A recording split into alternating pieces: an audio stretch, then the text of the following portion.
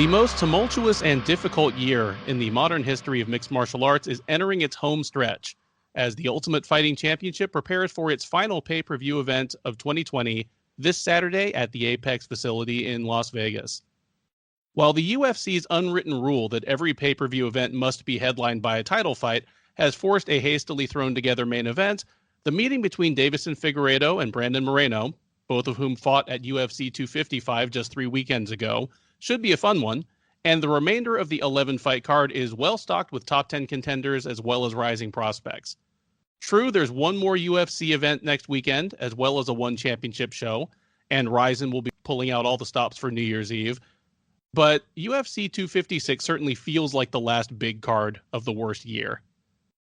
Good evening, and welcome to the Sherdog Radio Network preview for UFC 256, Figueredo versus Moreno. I'm your host, Ben Duffy. With me to break down the second men's flyweight title fight in 3 weeks and the remaining 10 fights on the card is Keith Schillen. Keith is executive producer of the Loudmouth MMA podcast network, as well as a writer for Sherdog.com and a host and creator of numerous shows for Sherdog Radio, including, of course, the Schillen and Duffy Show. Keith, how are you doing this evening? I'm doing great, man. It feels really weird to be doing Figueredo and Moreno again 3 weeks later. We do these every week, and though there's fight nights in between, the pay-per-view ones always seem, I always gets me a little more excited. I know that at the end of the week, there'll be a lot of shuffling in the Sherdog rankings. They'll be embedded. There's a countdown show. The weigh-in's a little more intense. But to have the same two fighters kind of coming right back, it just seems weird. And I just reshuffled my notes from 3 weeks ago. So it's a little weird. But on the flip side, what is cool is we're talking about flyweight headlining a division. Headlining a pay-per-view 2 pay-per-views in a row or 2 months in a row. And it wasn't that long ago that we didn't think we were going to have this division at all. And then when we did have champions, I mean, how many times did Demetrius Johnson have his fights as on fight nights? And even think about Figueredo won his title on a fight night. Yeah, he won his title on a fight night. All of a sudden, obviously, this is a year when the UFC is desperate for headliners, and because of their self-imposed rule, desperate for title headliners for their numbered pay-per-views. But the fact that they're coming back to flyweight again and again for this, I think it's encouraging. I imagine you, like me, are someone who didn't like it when it looked like flyweight was on its way out of the UFC. No, I think it's one of the most fun divisions to watch. I don't remember the last time there was a flyweight battle, especially a ranked flyweights where I wasn't interested in. Even if you think you could pick a winner, it's probably even this main event, I'm leaning one way, but I don't feel confident in my pick, or very confident, I should say. And that's kind of the case a lot of times with flyweight. I don't really know who's going to pick. I know both guys are going to have their moments. Both guys are going to be well-rounded because you hardly ever get a flyweight that is one-dimensional. So that's something exciting about the division. And the other thing that kind of stands out to me is in 2020, it's been said a million times and oversaid of how terrible it has been a year for the entire world. But it hasn't been a terrible year for flyweights based on the amount of showcase fights they've been able to get. So, I don't want to dig into that too much, but it has not been a bad year for Deiveson Figueredo, that's for sure. No, I mean, we'll be talking about the Sherdog year-end awards within the next couple weeks here once these last few cards get sewn up. But if he wins this Saturday, I think he might have Fighter of the Year pretty much in the bag. Oh, you know what I was thinking about? I think that's a no-brainer if he wins. But my question is, if he loses, then who is the Fighter of the Year? Does it become Moreno? It might be. It would certainly get him onto the leaderboard. I mean, he was surprisingly dominant 3 weeks ago in the fight that got him this title shot. And as he was happy to point out, that could have, and in his mind, should have been his title shot back then. Yeah. So Might I mean, be. if the world had broken a little differently, for all we know, he might have been defending against Figueredo in a fast rematch this weekend. That's true. That's a good point. Yeah, but yeah, the one hell of a year for Figueredo if he wins, or obviously for Moreno, what a huge breakthrough if he gets this belt right at the end of the year. Let's put off a little of that talk until we actually get to that fight, because we've got 10 Yeah, to I burn know. through before then. We jump right to the main event. Yeah, just jump right to the dessert. But we've got quite the set of main courses coming here, because like most UFC pay-per-views, this one's pretty well stocked. There's a sneaky high number of top 10, top 15 fighters on here. This isn't one of those kind of stuff all the junk in fight night cards where you see, 5 matchups of where both fighters are coming off of losses. There's good stuff on this card. Yeah. So other than, a couple last minute cancellations, which we've already had this week, I think we had 2 fights get canceled. 1 fight had to be, opponents out, new opponents in. So other than that, and I'm assuming you probably both expect that somebody will catch COVID or some kind of fight will be canceled. There'll probably be another one by the time, the event goes on from now recording to then. So something will happen. But besides all those things, the thing that really jumps out on these cards is, other than 1 or 2 fights, and one of them is one of the fights that had to be changed, it's a really well-matched card where I had a hard time picking winners in a lot of the fights. And also, if I even did pick a winner, I can see the thinking behind the matchups, which a lot of times is an issue. I'm like, this seems like a really weird matchup. That's not really the case this week. I really understand pretty much every matchup. Except for one. Yeah. There is one. I'll get to that later, but yeah. All right. Well, once we get to it, I will be the first to know about it. All right. The UFC 256 early prelims start off.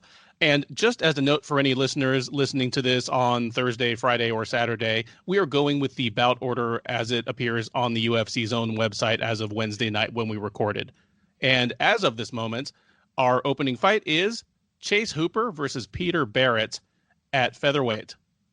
Hooper, the 21-year-old, still one of the youngest fighters in the UFC. He is 9-1-1 overall. He is 1-1 in the UFC, having won his debut against Daniel Tamer almost exactly a year ago at UFC 245, then having appeared in June at UFC 250 and lost a unanimous decision to Alex Caceres. He'll be taking on Barrett. Barrett, the 34-year-old, is 11-4 in his professional career. He is 0-1 after making his UFC debut this August after a successful appearance on Dana White's Contender Series last year. He was defeated by Youssef Zalal at UFC Fight Night 174 via unanimous decision. Hooper, one of the higher favorites on the card. He is sitting around minus 400 right now, where Barrett is available as high as plus 325 or plus 330. Let me start this conversation a whole different way. Let me just get a one-word answer out of you before I start. Do you think Hooper's going to win this one? Like, are you going to pick Hooper when you get to the end of your prediction? Yes. Okay. So will I, although I'll give a little more breakdown than that. I'm stunned that the line is this wide. I'm stunned that the line is this wide, not because I think Peter Barrett is great. In fact, based on his appearance on the Contender Series and then his fight against Zalal this summer, I'm not sure he's even firmly UFC material. Like, he might be a guy, well, if he loses to Hooper, he might wash out right now, but I could see him as a guy who goes 0-3 in the UFC and is out.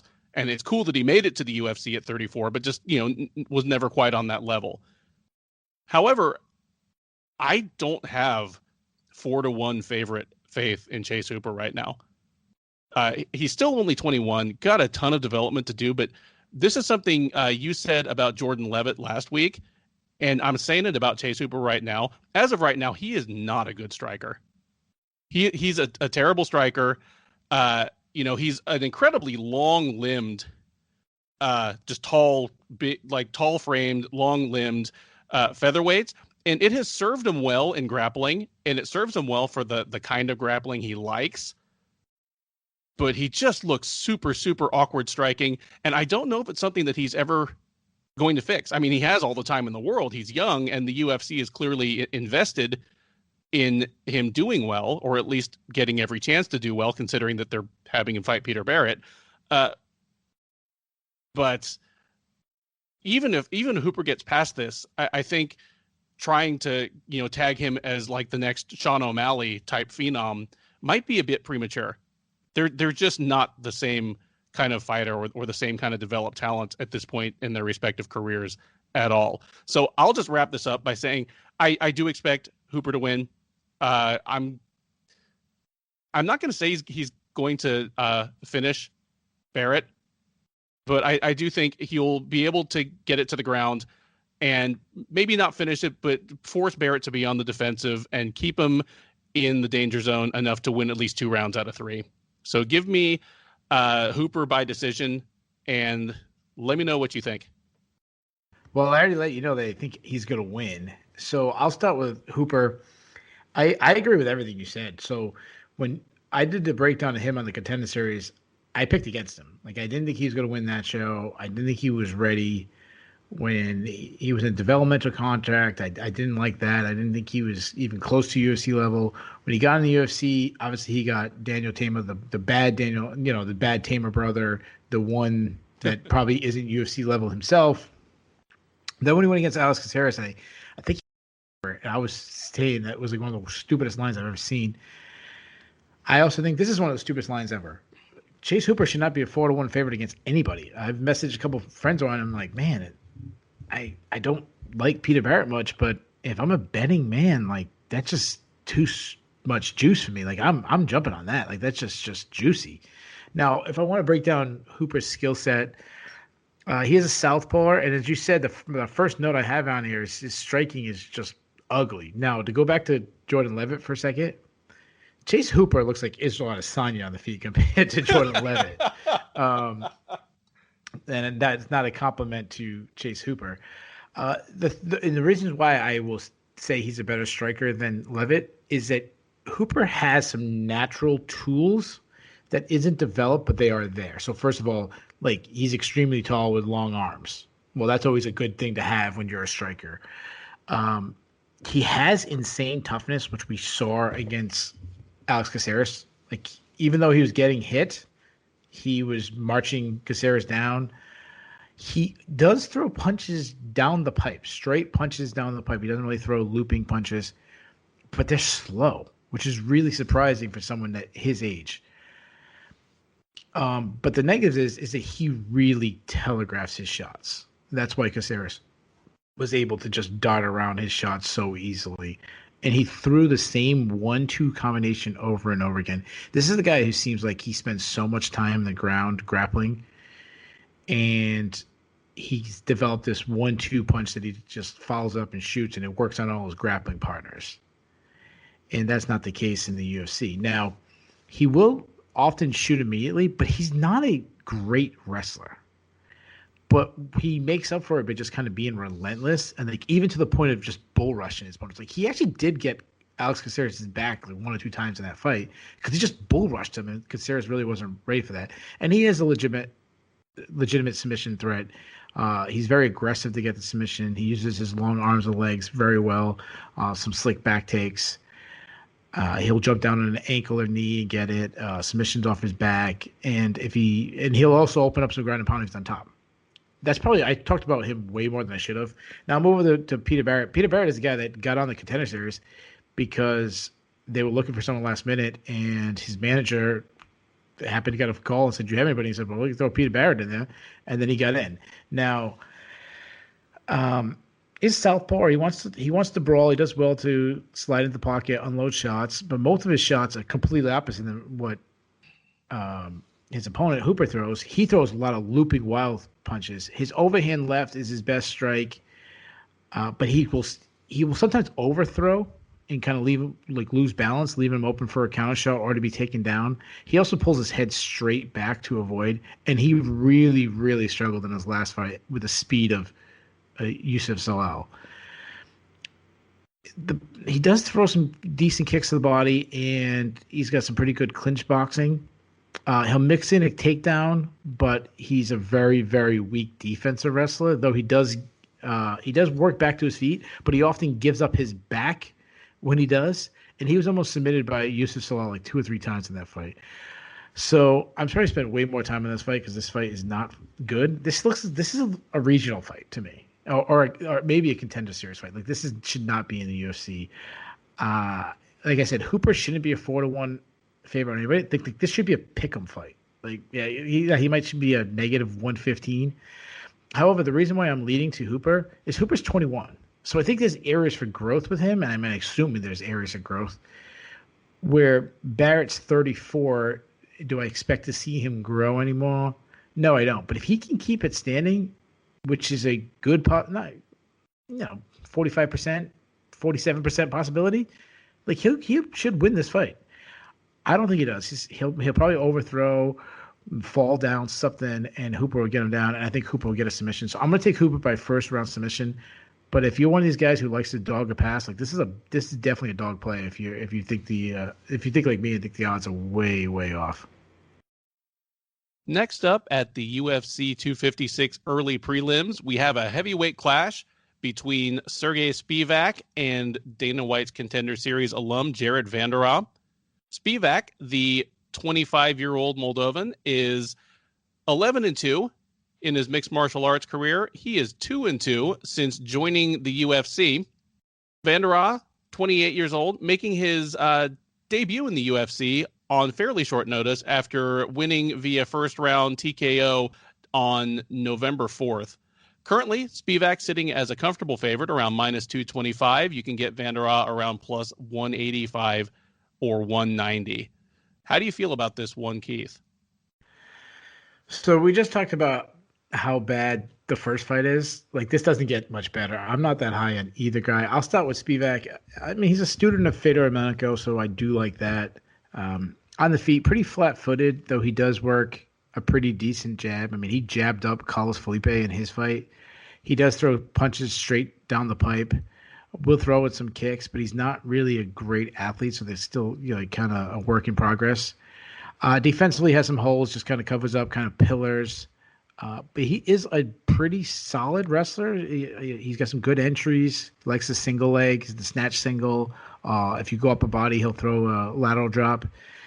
He's also willing to just grind against the fence if he can't get the takedown and just kind of win a boring fight. And not much of a submission threat, more of a ground and pounder if he's on top. Move over to Vanderaa, student Dan Henderson. He also trained with Dominic Reyes. I'm not that high on this guy at all. I wasn't high on him in the Contender Series. I'm still not high on him. He's flat-footed, very slow, very unathletic. Does throw a jab, but kind of loses power because he pulls back when he punches. He really struggled in one of his fights to block leg kicks against Renan Ferreira. If he gets to the clinch, he does some pretty good work, and that's where he started getting the victory in the Contender Series. Dirty box, okay wrestler, looks for body locks to get takedown. Though he is a pretty weak takedown defense. Like, he's been taken down by some low-level guys. Pretty solid chin. I haven't seen him rock too much. Got some good cardio. But he won against a guy who took the fight in like 3 days' notice, Harry Hunsucker. And Hunsucker was like piecing him up a little bit in the beginning. Both guys are really low level. I'm going to take the guy I've seen win in the UFC before. Not to mention that, like I said, Vanderaa was getting pieced up by Harry Hunsucker, so I think Spivak could probably do the same. And so I'll take Spivak by third round, TKO, ground and pound. One thing I want to point out, I saw an interview with Vanderaa with James Lynch, and it was like very, very, very hard to listen to. And then he did an interview after the Contender Series. It was like the same thing. Like, this guy might have, like, even though I said I haven't seen him get rocked and he's got a good chin, like, this guy, I don't know, something's going on with him. Like, he might have CTE too. That's a scary thought ahead of your Octagon debut. Yeah, and I'm not some doctor or anything, so he could just be a guy who kind of mumbles and stuff, which I actually naturally mumble myself, but he's really hard to listen to. So, what's your pick in this one? Oh, sorry. I've taken Spivak. I'm going to take him by third round TKO. Well, certainly here is hoping that Jared Vanderaa does not already have symptoms of, traumatic or repetitive brain injury. But in the unfortunate event that he does, he is fighting someone who's not likely to make it much worse. 4 fights into his UFC career, I'm still not sure what Sergey Spivak is good at, or what he's good at to a UFC level. It's funny that, he is a protege, or at least a student of Fedor Emelianenko, because that's the difference in being well-rounded when you're a journeyman versus the best fighter on the planet. Because if you stick Fedor in a video game, he's a 9 or 10 in everything, in his prime. Whereas Spivak is about a 5 or a 6 in everything, which just leaves me saying, okay, what does he do well enough to really threaten, say, a top 15 UFC heavyweight? I haven't seen it yet. I did a Sherdog roundtable ahead of his UFC debut, and I just pointed out that, yeah, he's undefeated and he's 24 years old. Those are both good things. But his last 3 fights before winning or before entering the UFC were against Travis Fulton, Tony Lopez, and Ivo Cook. And for those who don't know, Ivo Cook is about the 4th best light heavyweight in Croatia. So I just said, there's nothing Spivak has done so far to convince me that he's UFC material. And really, it's been the same ever since. He has lost resoundingly to the 2 decent heavyweights he's fought. Walt Harris blew him out of the water in under a minute. Marcin Tybura won all 3 rounds against him. And then he's beaten Tai Tuivasa, who needed an invite back to the UFC. It looks like he's coming back, and Carlos Felipe. Just there's nothing there for Spivak.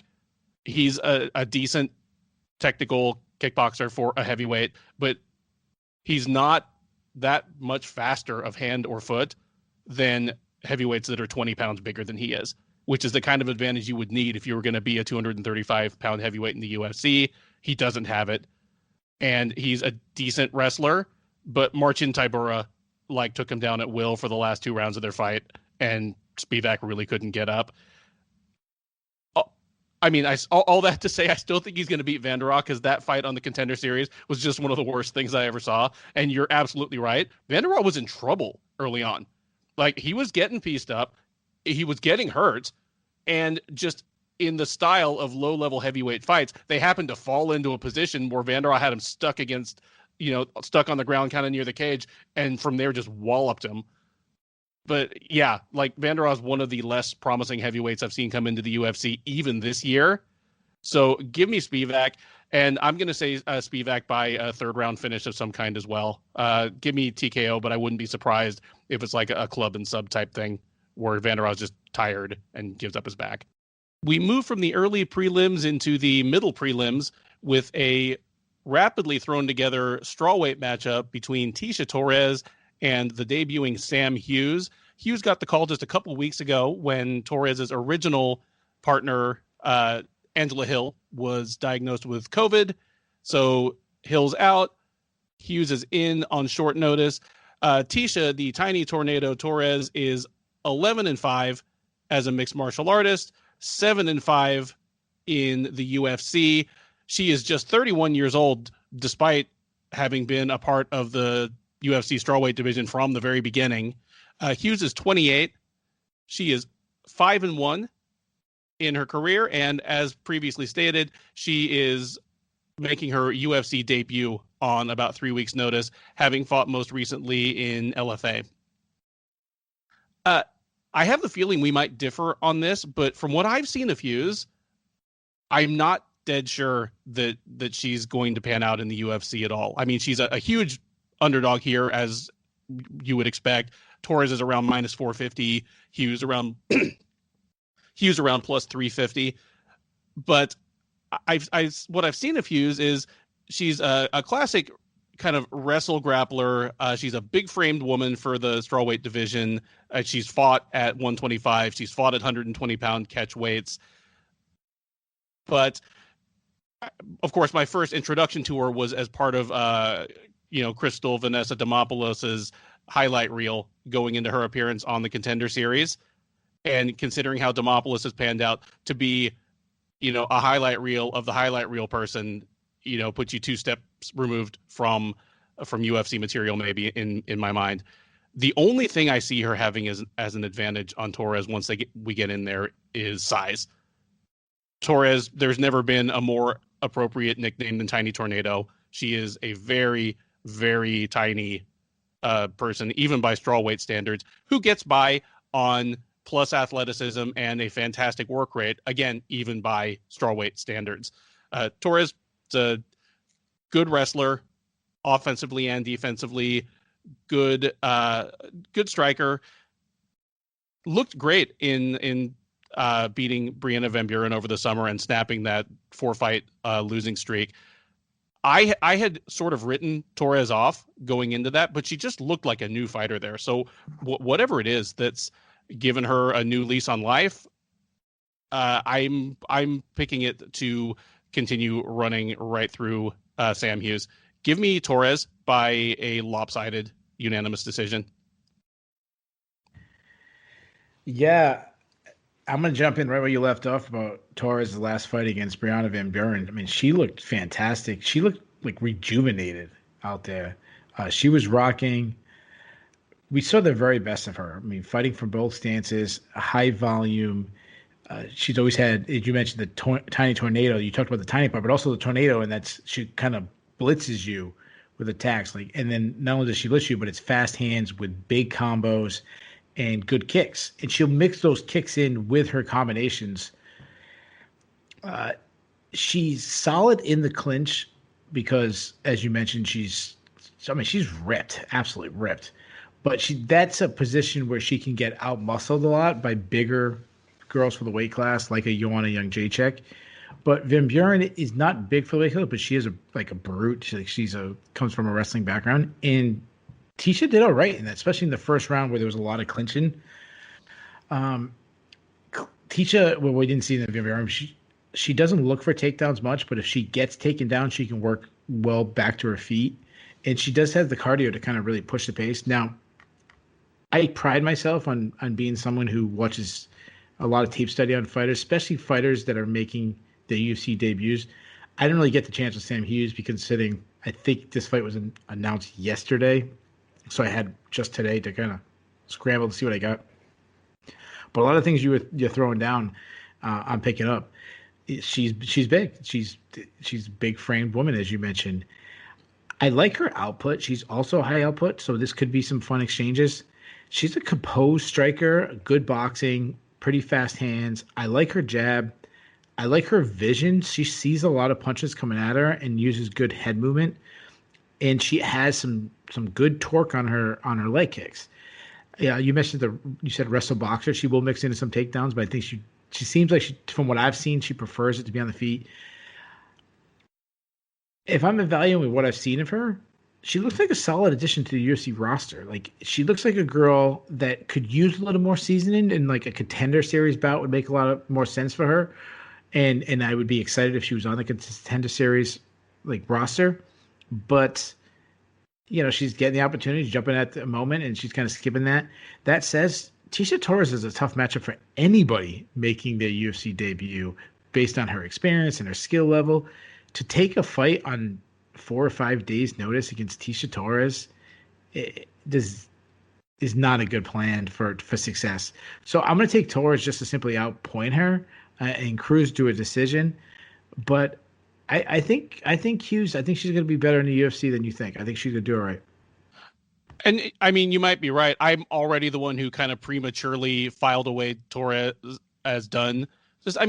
In the UFC, who has she lost to? Rose Namajunas, Jessica Andrade, Joanna Jędrzejczyk, Weili Zhang, and Marina Rodriguez. The first 4 of those were either champs or top 5 fighters at the time. And Rodriguez was close to the top 5. She was at least a top 10 fighter, and really just at the height of her powers. They were all women that Torres couldn't hang with physically. Yeah, Tecia Torres is that girl who's she's going to be, just from her skill set, she's going to be cemented in that top 15, lower half of the top 15. But just from her size, she'll never get over that highest echelon, getting up there to fight for a title. But if there was an atomweight division, she might be the favorite to be the champion. But I think she might be. Yeah. And Hughes, I mean, like I said, that's a tough matchup for her, but I think she's going to do okay. I think she'll be a girl that might get a couple wins in the UFC. Next up, we have the second of 3 featherweight matchups on the night, as Billy Quarantillo and Gavin Tucker will duke it out.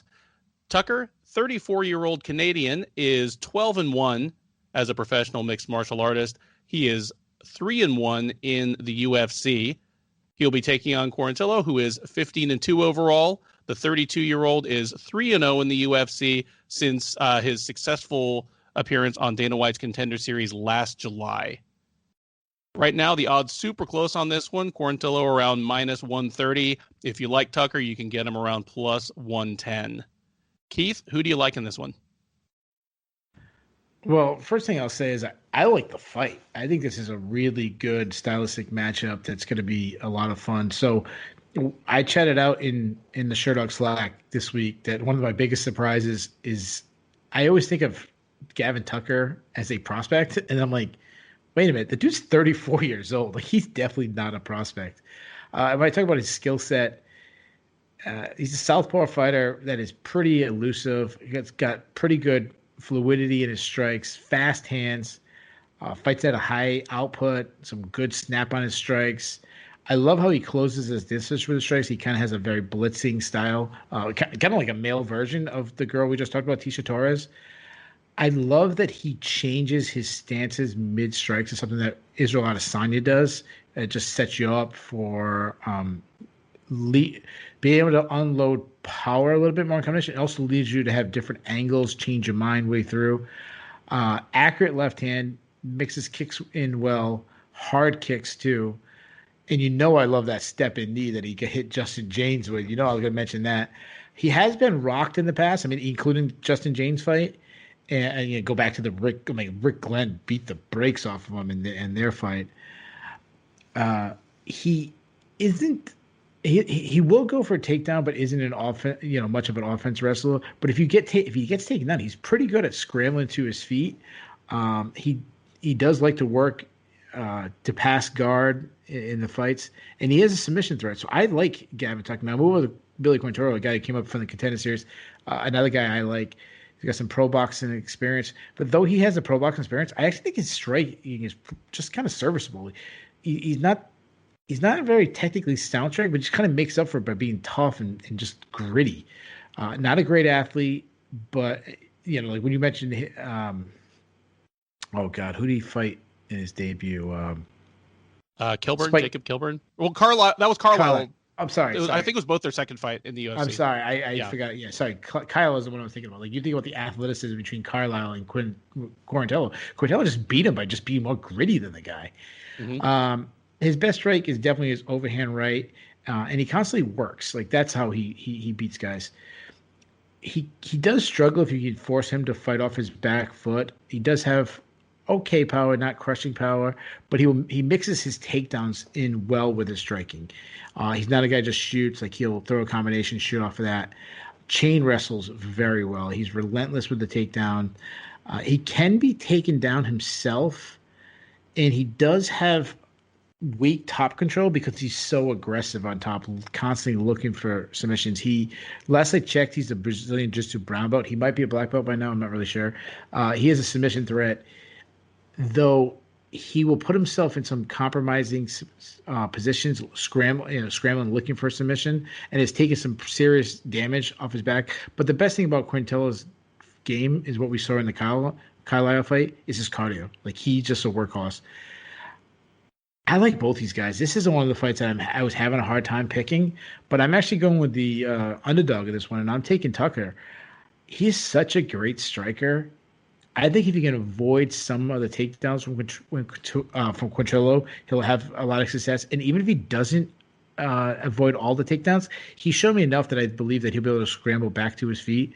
Once on the feet, I think he'll be able to pick apart Quarantillo. So I'm going to take Tucker. I'm going to take him by third round TKO because that's how much I like his striking. But I think it's going to be a really fun back and forth affair. And that's why I'm locking this in as my fight of the night pick. I know most people are going to take the Ferguson Oliveira fight, which I understand why. I think that was just the obvious choice. So I'm going to go with this as my fight of the night pick. I thought we were going to have some dissension here. I thought that I was going to be the only one of us who went with Tucker on this one. So, no dissension thus far in the card. I kind of had to remind myself, or be reminded, that Gavin Tucker's a pretty good fighter. I mean, he suffered a candidate for beatdown of the year and then disappeared for over a year. I mean, close to 2 years. Came back and beat someone that we're not sure how good he is. So I had to remember how good Tucker was. And the thing is, he came back from the Glenn fight improved. He just seems like a better offensive and defensive wrestler, where he was already a good striker. Quarantillo, I really like him as a fighter, but I think Tucker is going to be he's going to be the best person that Quarantillo's fought yet. He beat Carlisle. I already talked about this fight. We talked about this fight just a couple weeks ago because Carlisle just fought, but I was one of the people that actually gave that fight to Carlisle. Although I don't think it's a robbery. I'm fine with Quarantillo having won, but Billy Quarantillo was made to beat Spike Carlisle, and he still just barely did it. Get the Joe Rogan. If you designed a fighter in a lab, to beat Spike Carlisle, it would be somebody who is kind of proof against being blitzed in the first 90 seconds of a fight and can keep putting pressure on after the other guy is obviously tired. And even with all that, he still barely beat Carlisle. I like Tucker to win this one. I think Tucker, the new improved Tucker, will be the one who keeps it on the feet. I don't think Quarantillo will be able to get him down, and I think he'll want to. I don't know if we'll see a finish in this one, but give me Tucker via decision. The UFC 256 prelims power on with another women's strawweight matchup. This one between Mackenzie Dern and Virna Jandiroba. Dern, the 27-year-old Arizonan by way of Brazil, is 9-1 in her mixed martial arts career. She is 4-1 in the UFC, having defeated Ashley Yoder, Amanda Bobby Brundage, at the time Cooper, Hannah Cyphers, and Randa Marcos, most recently this September. Her only loss is to Amanda Hebus last October. Jandiroba, the 32-year-old Brazilian, is the former Invicta FC strawweight champion. She is 16-1 as a professional mixed martial artist. She is 2-1 since coming over to the UFC last April, having lost to Carla Esparza, beaten Mallory Martin, and beaten Felice Herrig this past August. Odds right now slightly favor Dern. She's sitting around minus 185. Jandiroba around plus 160. I'll just say that I go back and forth on Dern, either like prematurely dismissing her MMA career and accomplishments or giving too much weight to them. I was a little surprised to realize that she's 4-1 in the UFC. Some of the people she's beaten were well matched for her to beat. Hannah Cyphers is on 4 straight losses in the UFC, so obviously not the highest level. But Marcos couldn't have been much more tailor-made as someone for Mackenzie Dern to kind of show out on. And then, before the Hebus fight, she was having weight problems. All of that adds together, to have me underestimating her a bit. I mean, she is a fringe contender in this division. In fact, we just added her to the strawweight rankings on SureDog this past weekend, just because we had a couple of strawweights drop from the rankings for inactivity. I mean, she's like at number 14 or number 15, but it's legit. She's been beating people in the UFC. On the other side, Jandiroba just surprises me pleasantly every time she fights.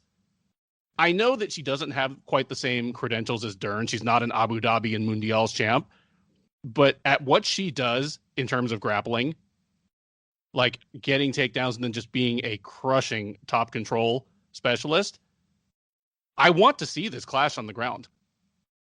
I want to see if she can get Dern to the ground. I want to see if she does, what Dern will do. Is she going to just try to throw up submissions from the bottom and lose rounds if it doesn't work? Is she going to try to sweep?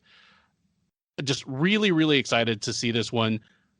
I think Dern is going to be much the larger woman in the cage. I mean, almost by definition, she's somebody who has missed weight by 7 pounds for UFC fights before. But even in her post-childbirth, now no longer has trouble making 115 phase, she's going to be the larger woman than Jandiroba. She's always been a plus athlete. It hasn't really shown out in her striking yet, but just in terms of her nimbleness and reflexes, speed, strength, especially on the ground. It's going to be tough sledding for Jandiroba. I want to pick the upset special here. I know I could end up just looking really dumb just because Jandiroba has a certain toughness and meanness and dog quality to her that really nobody has had who's fought Dern yet, along with the grappling ability to back it up. So I have the feeling that this pick might make me feel dumb, and it'll make me feel dumb for like a full 15 minutes because I certainly don't think she's going to tap Dern out. But I am going to go with Dern. I'm going to go with Dern by a decision where she doesn't win all 3 rounds and maybe arguably doesn't even win 2, but she walks away with the judge's decision, just 29-28, maybe even a splitter. So it's not often where you talk more than me. I actually think you're going to have me beat on this one because this is actually one that I didn't dig that deep in, because if you remember at the beginning of the broadcast, I said there was one fight that I thought was a weird matchup, and I think this is it. And I understand why they made it. Basically, based on what you said, you want to see them hit the ground. I have a bad feeling that we might not see it any ground. Like, we could see a very ugly kickboxing match by going down between 2 girls that are, for the most part, considered one-dimensional. Now, I'll start with Mackenzie Dern because she's the bigger name. She's not a great athlete on the feet, but she's been working with Jason Perillo on her striking, which I like that a lot, that she made that change.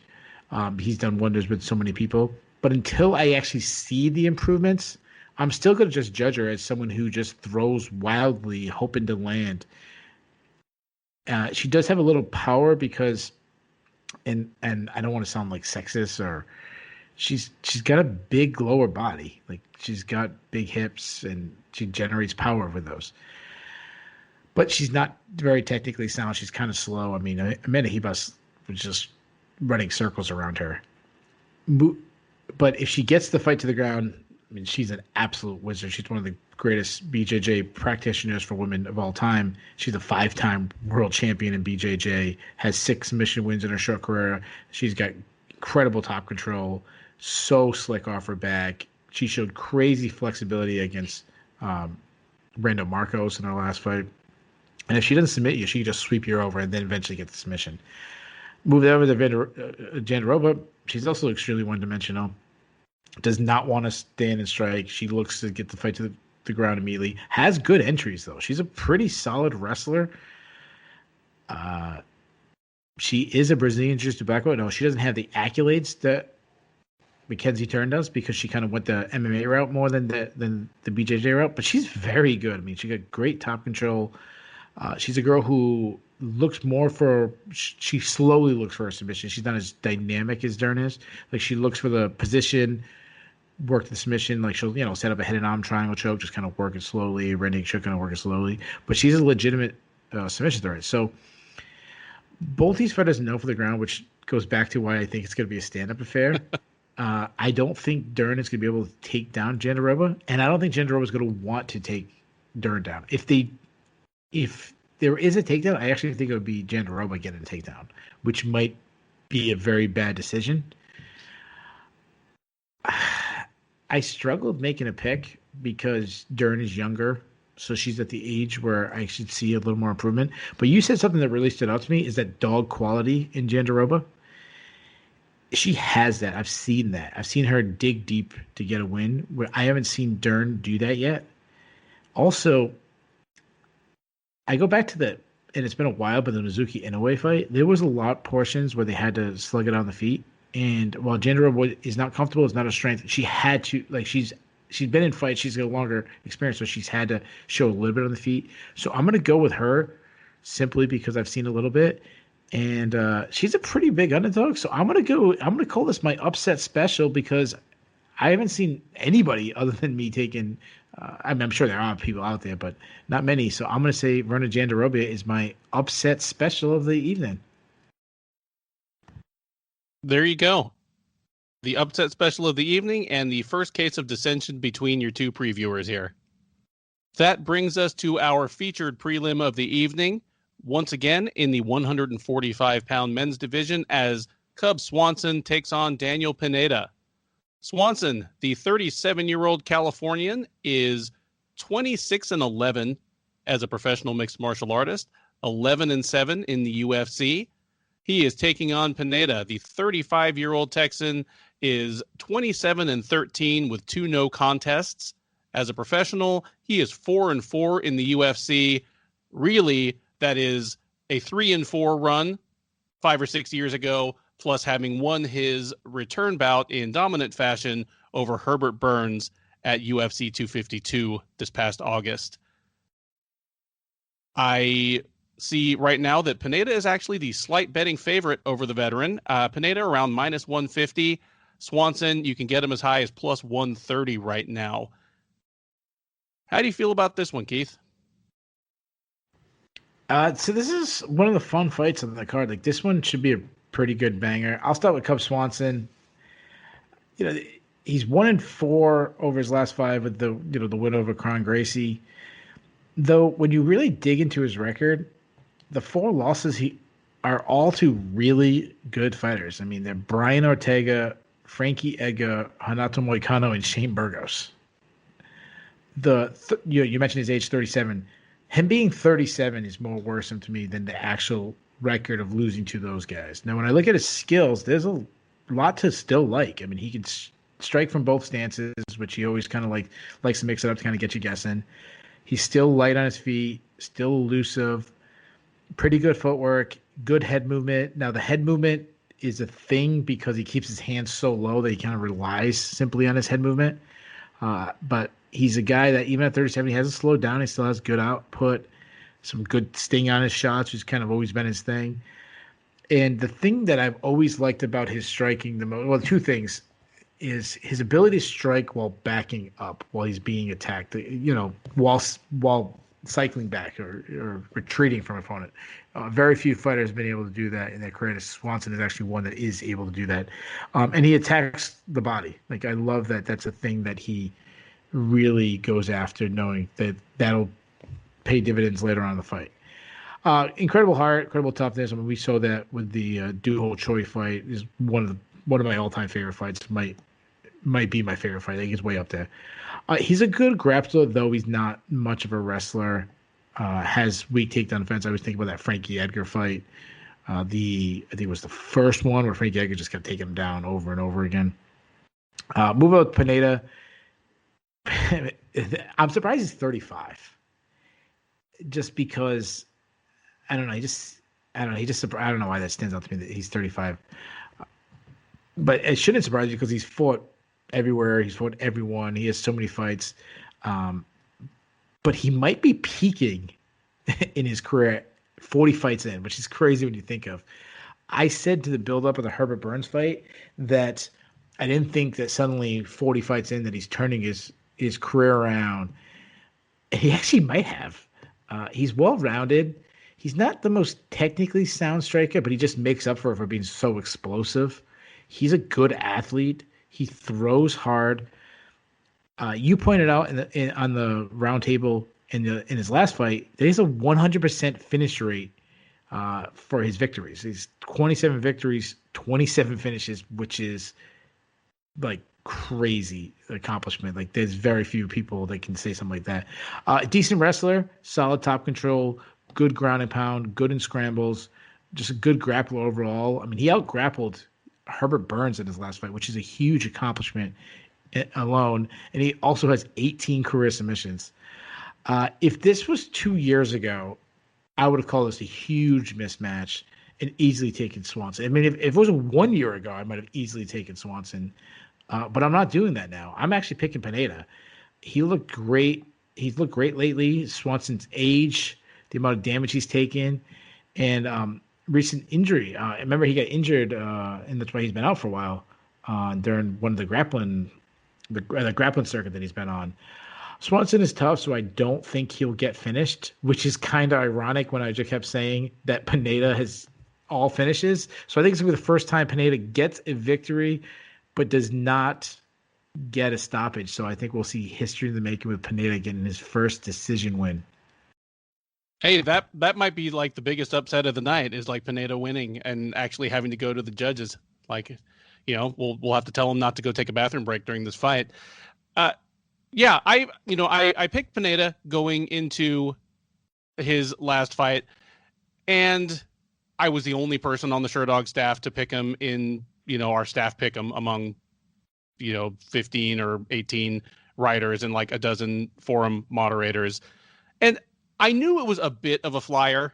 I knew he was a huge underdog for a reason, coming in on short notice against someone who at least his name is Burns.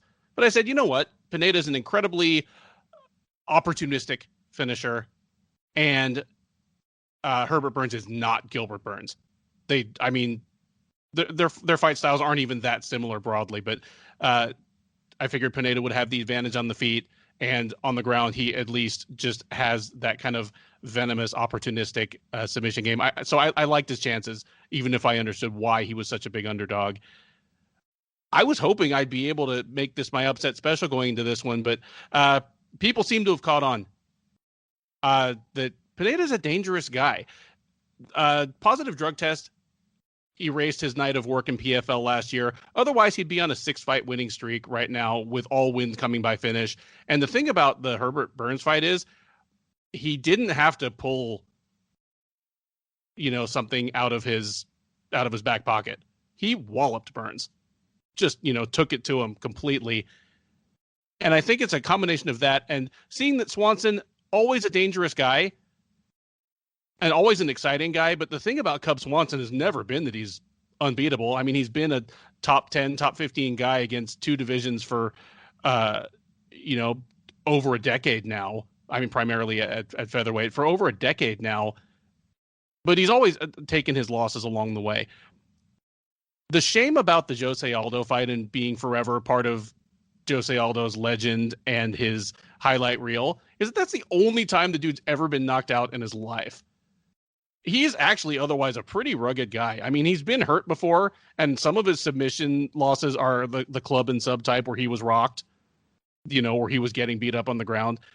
But his main problem, as you mentioned, aside from the fact that he's 37 and just clearly slowing overall, is that he's never been a good defensive wrestler. I like Pineda to win this, and I like him to win it by giving at least as good as he gets on the feet and being able to get it to the ground when he wants, where he will beat up on Swanson and probably look for an opportunistic submission while Swanson's trying to scramble out of there or just gives up his back because he's getting hammered on from top position. Give me Pineda by second round submission. One thing I wanted to mention about Pineda is you talked about the PFL and him not getting those fights and how long of a winning streak is. He was going to go against Lance Palmer, while Lance Palmer probably would have been the favorite. Pineda's submission skills, Lance Palmer could have fell right into a guillotine or something like that, and we could be talking about PFL champion and millionaire Daniel Pineda, the richest fighter in Houston. At least for that week. The UFC 256 main card opens up with a heavyweight delight between the two fighters with the greatest disparity in not age, that will be coming up next, but the greatest disparity in professional fight experience in Junior Dos Santos and Ciryl Gane. Dos Santos, the former heavyweight champion, is 36 years old. He is 21-8 as a mixed martial artist. The last 15 victories and 7 losses of that tally have come in the UFC octagon. He'll be taking on Ciryl Gane, the 30-year-old Frenchman, 6-0 in his mixed martial arts career. The last 3 of those having come in the UFC. He beat Rafael Pessoa, Don'Tale Mayes, and Tanner Boser in his 3 UFC fights. Gane sits as a prohibitive favorite around minus 425, with Dos Santos available around plus 335. Are those lines in line with how you see this fight playing out, Keith? Okay, so I'm going to take Gane to win. So I just kind of kill the suspense right away. That said, hold on, let me back up. Not only am I taking Gane, I feel very good about that pick. I feel very confident about that pick. But he is taking a big step up in competition, big difference in experience. He shouldn't be an over 4-1 favorite. Like, if you want to be minus 280, like that would seem a lot more sense. But negative 420, 425, that's out of hand. I mean, let's start with Junior Dos Santos for a second. So, Junior Dos Santos is past his prime. Like, I'm not breaking any news here, so let's just get that right out of the way. That says he still does some things well. He's still light on his feet. He still has good lateral movement, good head movement, nice feints. He has that crushing uppercut. He's added in some kicks to his game, kind of at the later half of his career. He is a Brazilian Jiu-Jitsu black belt. He has solid takedown defense. But now let's get to the things that are bad. His hands are slowed down. Are they still pretty fast for a heavyweight? They're still faster than most heavyweights, but that was the biggest part of the game, his hand stays hold on. He does, as I talked about, that uppercut. If he lands it, that is a kill switch shot. It also is a huge no-no, because it's not often you should lead with a lead uppercut. I mean, you asked Chuck Liddell how that works out. And his chin has been really faded. Move over to Ciryl Gane, just an absolute fantastic athlete, high output striker, very quick, very elusive, great footwork, fights from either the southpaw or the orthodox stance. He's accurate. He uses feints well. He has a good jab. I love that he actually throws a double jab, which we don't really see. People talk about not seeing a jab in MMA. A double jab is even less rare. I love that I can't remember who I talked about also. There was Gavin Tucker. I talked about Gavin Tucker. The mid-combo, he switches stances. That gives you a different angle. Ciryl Gane does that too, which you never see at heavyweight. Beautiful overhand right. He throws combinations. He's got good power. He targets the body both with his punches and his kicks. He has the front kick, leg kicks, body kicks. I love the step-in knees he was throwing against Tanner Boser. His vision, he seems like he sees so many attacks coming around him. We haven't seen too much on the ground, but he actually was taking down Dontel Mays, beat him up on the ground a little bit, got a submission. He had a couple submissions before he entered the UFC. So I really like Gane. I already said I'm picking him to win. And, JDS has 3 losses in a row, 3 bad knockouts in a row, but he has so much more experience. He's faced way better competition. And also, he has almost as many UFC title fights than Gane has fights in general. So, but the biggest reason why I'm leaning to Gane is JDS usually beats people by being the better athlete, having an advantage in speed. And he won't have this in this. Like, everything he does, Gane does better. So I kind of only see him having a puncher's chance, landing something big. I don't think he does. I think Gane gets him out by 3rd round TKO, but I still don't think he should be this might close at 500 favorite. I'm feeling so much of what you're putting down there. There are so many reasons that the line should be closer than it is, or there are questions hanging over Gane that really shouldn't be hanging over anyone who's over a 4-1 favorite. His 3 UFC wins, I mean, Boser is looking like a better and better win in hindsight, because Boser went from there to start looking pretty good. But Mays and Pessoa are were and are 2 of the lower level heavyweights in the UFC. So for Gane to walk through them was kind of expected. In comparison, Dos Santos has just been done no favors by the UFC. Those 3 losses, Ngannou and Blades, so those are 2 top 3 guys.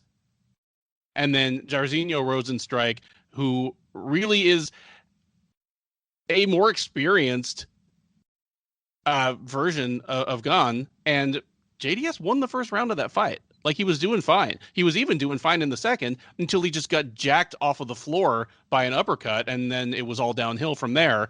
And that kind of goes to what you said, that just, his chin is not what it used to be. I would also say that his cardio is not what it used to be. He used to be one of the more physically fit and durable heavyweights on roster. That's no longer a guarantee.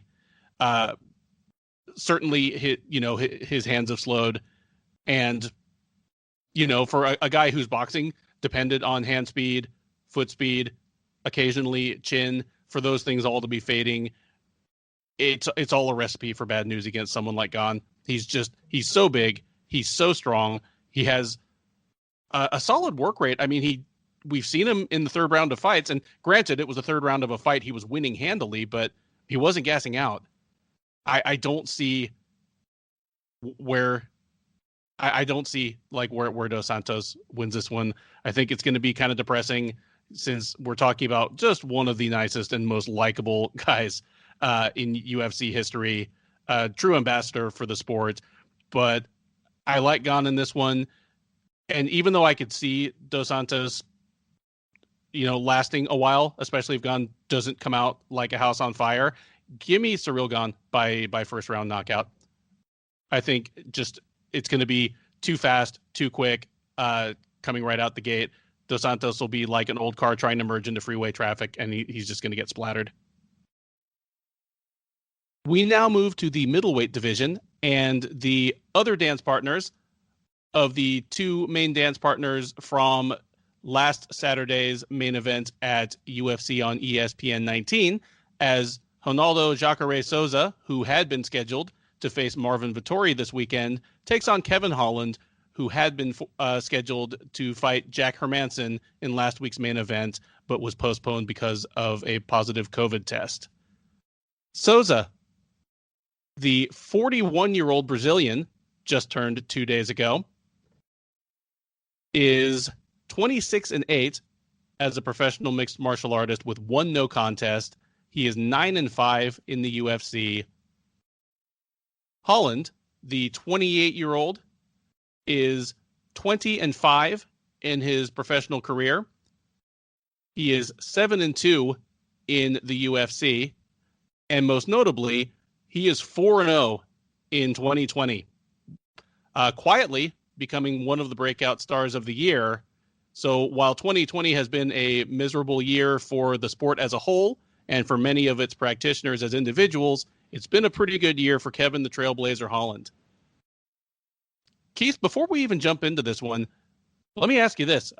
If the matchups had played out as originally scheduled, whom did you favor in Holland versus Hermansson last weekend? I would have went with Hermansson. So would I. And now I'm wondering, now that yeah, just I'm with you. Yeah. How did you feel about Jacare versus Vettori? This one is a little tougher because of just how physically imposing Vettori is. But I picked against Vettori a week ago, so I'm not gonna, hindsight with him winning.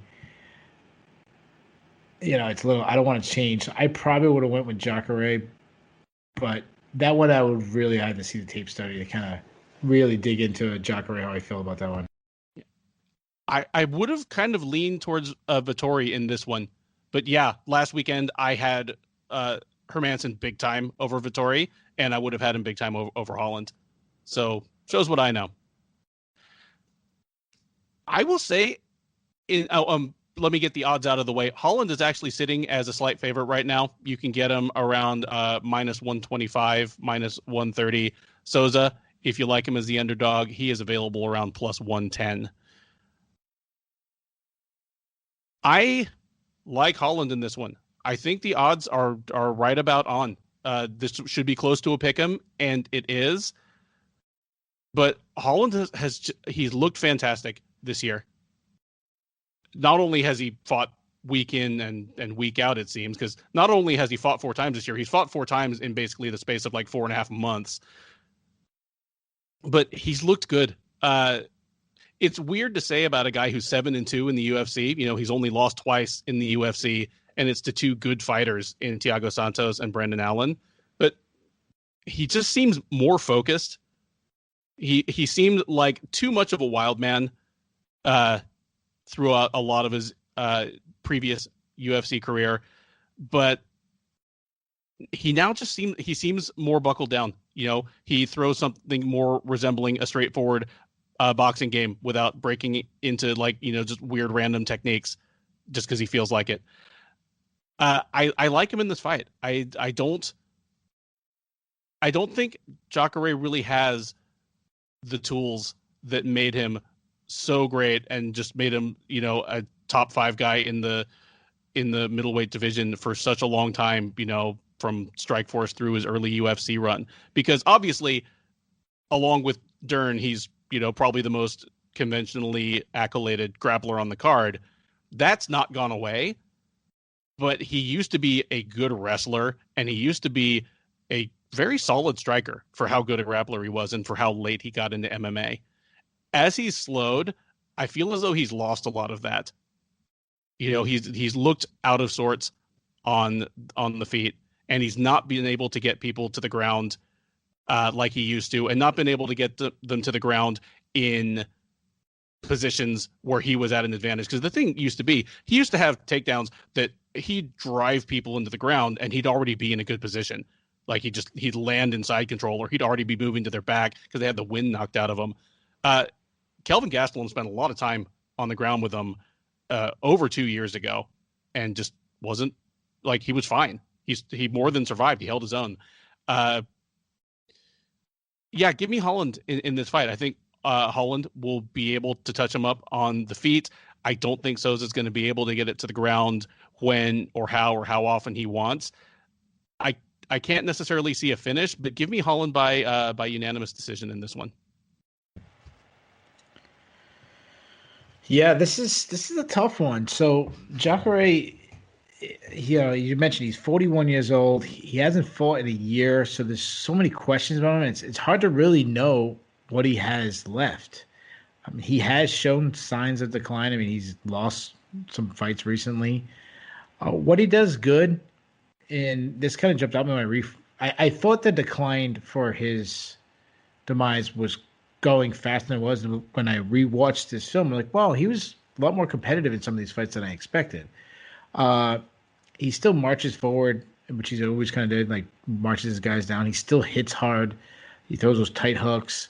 He parries, punches well. Like he's always been a guy that likes to hand fight.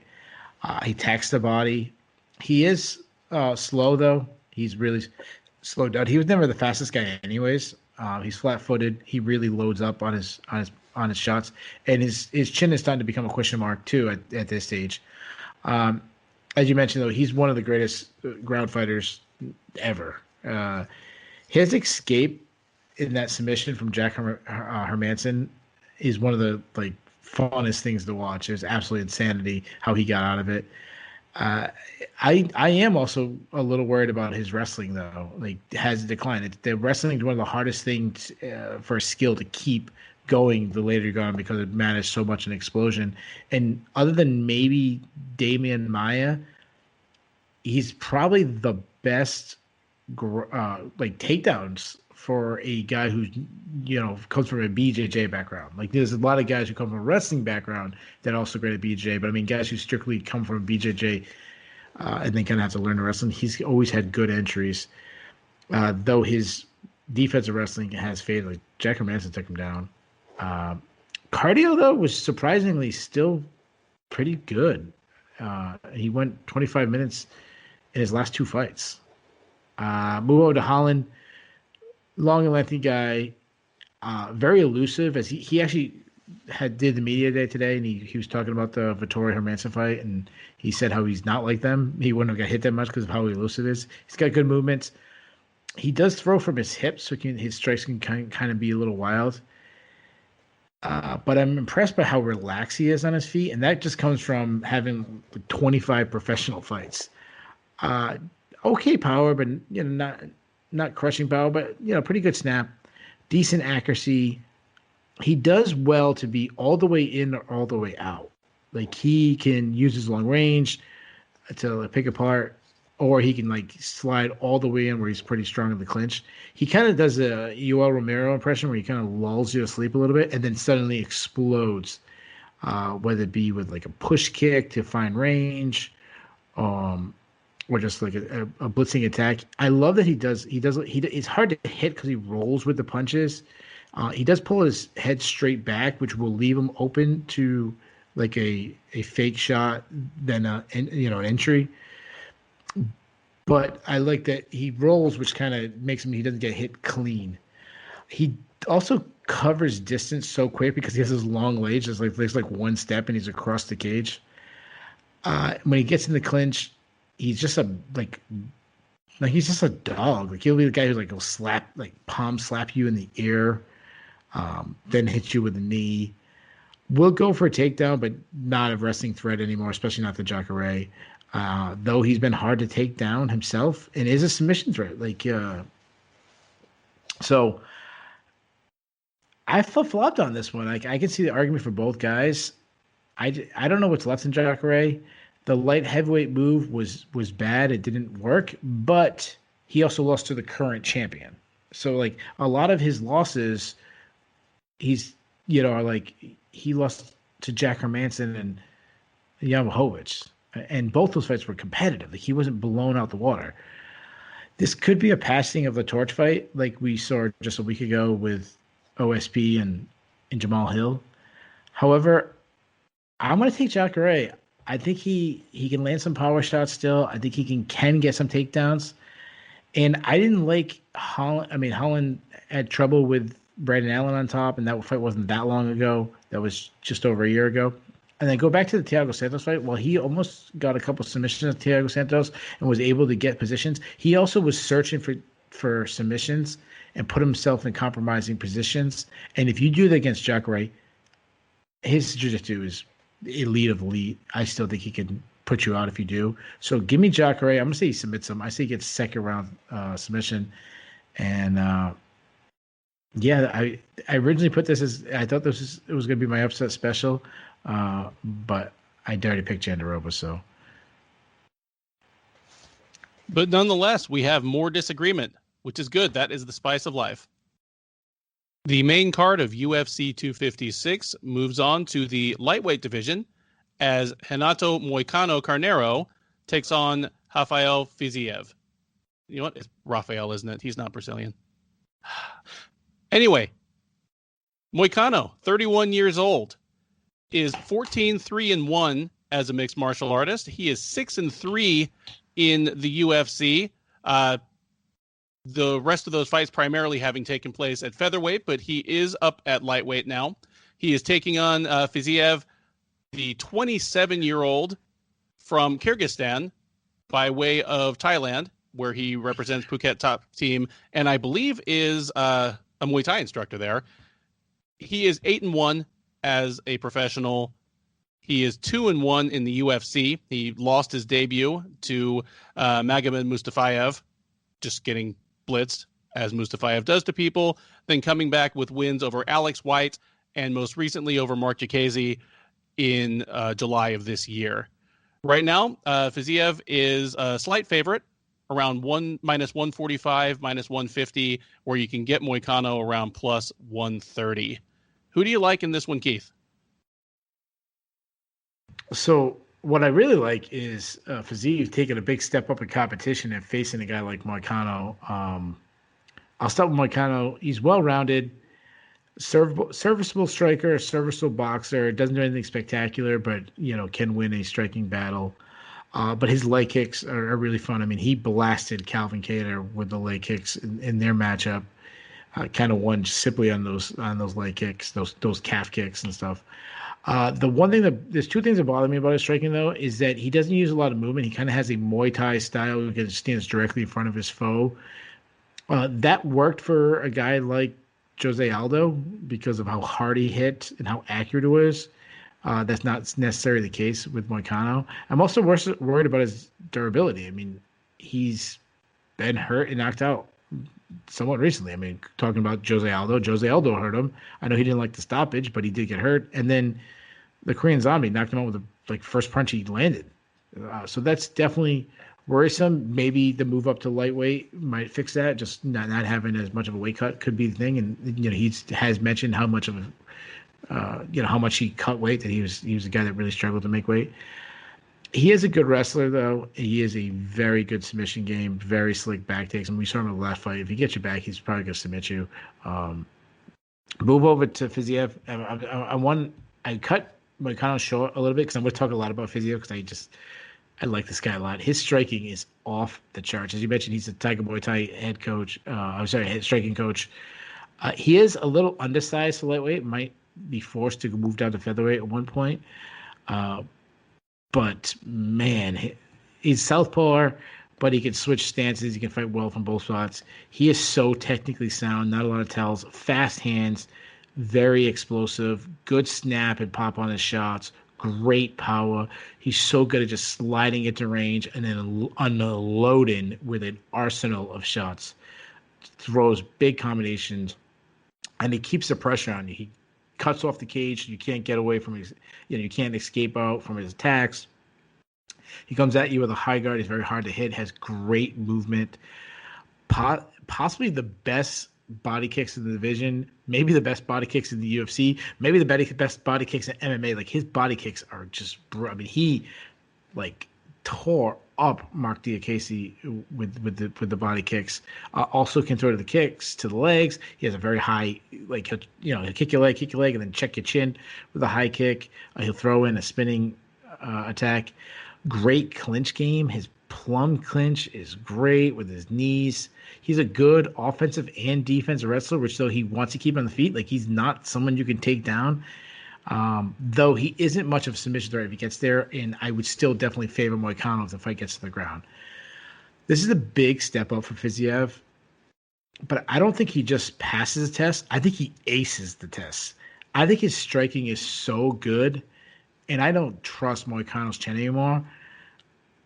It might be better at 155, but he's got to show me first, and this is probably the best striker he's ever faced in his career, which is a very bold statement to say, because he's faced Calvin Kattar, he's faced Jose Aldo. He's faced a boxer like Korean Zombie. But I think Fiziev unloads on a huge combo. I think he puts him out in the first round. Not only is that a bold pick, but I'm no longer taking my locks to be like negative 400 favorites. I'm gonna take fights that are a lot closer. So I'm locking this in as my lock of the night. I'm very confident Fiziev getting the win. Outstanding. I like Fiziev in this fight for all the reasons you mentioned. I don't see it quite as lopsided just because he is so relatively green as a competitor himself versus someone in Moicano who, it's not like Moicano's a 40-fight veteran, but he's been fighting really good people for a couple of years now. His last 8 or 10 opponents are all better than anyone Fiziev has ever fought. The thing that I find encouraging on Fiziev's end is that Alex White really quickly realized he was on the gunnery range. He wanted that thing on the ground, and he could not get it there. Fiziev stuffed him, and kind of going back to what I said last week about Vettori versus Hermansson, Fiziev didn't just stuff the takedowns. He made him pay for trying. That's what sets the tone of a fight. Not only am I going to shuck you off my hips, but I'm going to belt you with something on the way out. Probably a body kick, because that was the first time we really saw his body kick start to mark somebody up. I do like the move for Moicano up to lightweight. He wasn't a speedster even at 145. So that deficiency should hopefully be a little reduced. Maybe his chin, will benefit from it as well. It certainly won't hurt, especially taking on a guy who is also somewhat undersized for lightweight. So it's not like he's just, taking on a gigantic dude now. I like Moicano to be wily enough and just tough enough to last the 3 rounds here. It'll be a learning experience for Fiziev as he gets in 15 minutes of action for the 3rd straight time, but this time against a much better fighter and one who poses him much more direct threats than Diakese or White did, because Carneiro has avenues to victory here. if the fight hits the ground, we don't really know what we're going to get from Fiziev. We know what we'll get from Moicano, a guy who's excellent at taking the back and then taking the neck. I just don't think he's going to be able to get it there, or at least not get it there on his terms. If this fight goes to the ground, it's going to be because Renato is badly rocked, and my prediction that it goes to the judges will be wrong in that case. But for now, I'm going to say, Fiziev wins a clear-cut decision in this one.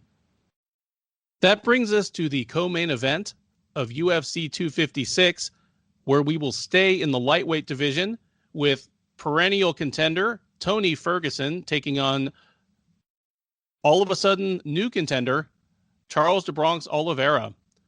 Ferguson, the 36-year-old, is 25-4 in his mixed martial arts career. He is 15-2 in the UFC, having lost only to Michael Johnson, followed immediately by a stupendous 12-fight win streak that came to an end this past May at the hands of Justin Gaethje in the 5th round of a protracted beating. Oliveira, despite being just 31 years old, has actually been in the UFC longer than Ferguson has.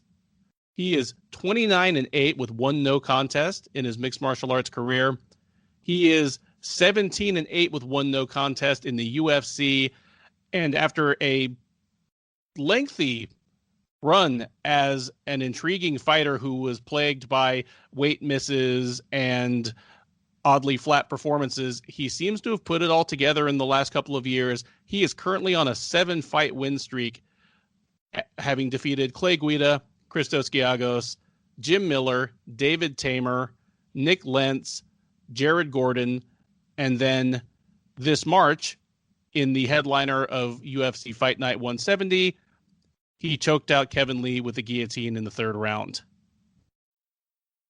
Ferguson is a moderate favorite right now, sitting around minus 165, minus 170.